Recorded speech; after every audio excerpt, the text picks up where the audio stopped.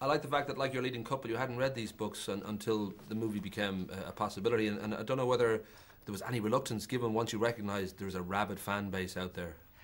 Well, I mean, from the first moment I read an old script and then I read the book, I fell in love with the book too. You know, I just dived in and became one of the fan base, I guess. I let myself go into that world. So that's, you know, from the first moment I was excited about seeing that world on the screen. And I wanted all the fans to get to see it too. Well, Stephanie Meyer's books have all been huge sellers, and there was a sense that there was something there, certainly a fan base there, but I don't know whether an opening day like 35.7 million even surprised you, because it certainly surprised the rest of Hollywood. It did shock us quite a bit. I mean, we were hoping, like, if we made somewhere in the 30s opening weekend, everybody said, we're going to be really happy, it's going to be really great, because we only made it for 37 million. So it's cool that people embraced it and caught the passion, you know.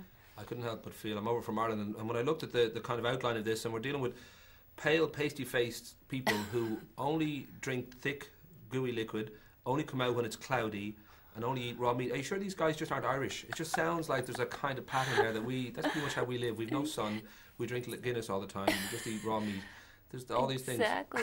Somebody said we should have filmed it in Ireland. We have to. Well, you have such a beautiful country, yeah.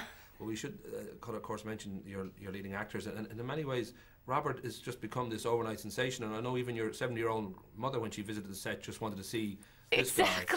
That notion, I don't know whether that was something you recognised straight away, that we have somebody here who's just going to flip over into that kind of level of excitement for people. Well, I think, you know, meeting Robert, you understand his depth personally as a person. You know, he really does fit the idea of a 109-year-old vampire that's cultured, that's tortured, that's lived through all these things, that has all these different talents and conflicts.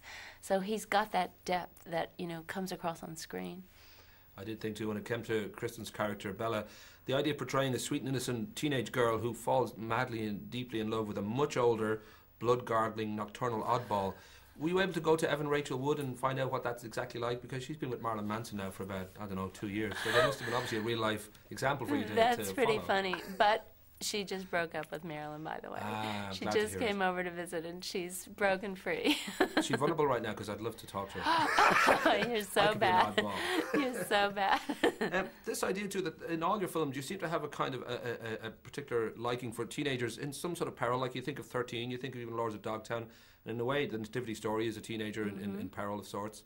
And now with this, I don't know whether there's kind of something in you that you sort of recognise this is material that I like, whether there's a danger to become the female Larry Clark. I don't know if there's certain patterns that you recognise. I think the teenage years are like so crazy and volatile. Like your body changes, your brain changes. You could drive a car, you could drink, you could, you know, kiss a guy or a girl for the first time. So it is like heightened drama, and everything is critical and important, which makes for kind of great cinema, you know. So I think it keeps, more stories can keep coming out of there. That idea too, that the opening day we mentioned, and it was over at 69 million for the weekend, and you've become the most successful female director for an opening weekend of all time, which I'm hoping and guessing moves you up the Hollywood food chain a little bit. I don't know whether you suddenly felt every door opens a little bit quicker, and if you want a seat in a restaurant you get it, or is it, have you felt that yet in the air, that it's a different story now when I talk to people in Hollywood? I'd like to feel that. I don't think it quite works that way though. Well, I'm guessing now with New Moon, and you are on for direct. I know there was a little bit of question mark on it. I don't know whether you are committed to the next. Well, we're trying to figure it out. Yeah. Because they did about 37 million budget on the first one, and you weren't crazy about the fact that you had to pull back on some of the scenes you wanted to shoot, and when our vampire sparkles, he just looks like he's sweating rather than sparkling. There was a little bit of that sort of notion that you would like to have gone a little bit further with some of the scenes. Do you feel, well, they're going to give me a blank check this time, or are they somewhat being very, very careful about it? Well, that's part of what we're talking about, because I only want to do it if it's going to be like powerful and beautiful and better than this one, and so we're trying to see if we can get on the same page. I should mention too that as much as this has done phenomenal business, and it's one of those sort of crazy, almost Harry Potter-esque kind of moments in cinema, that the reviews have been mixed, and I don't know whether that's something that you register, whether you kind of feel, well, I can see that this is not really for a 40-year-old guy who's watching films every day of his life. It is really for that teenage kind of rush that you get, and that sense of what it's like when you're at that age. Well, we've had reviewers of all ages embrace it and love it. Kenneth Turan of the LA Times. He's not a teenage girl, and he got He wishes swept he away was, by though. the passion. But you know, I think it's depending how open your heart is, if you embrace this kind of like forbidden love. And also some people, you know, of course, we all have to go against the popular trend. If everybody else likes it, I'm not going to like it. So you know there's always going to be mixed feelings about things, and the fact that the source material is from a young adult novel, that'll freak some people out.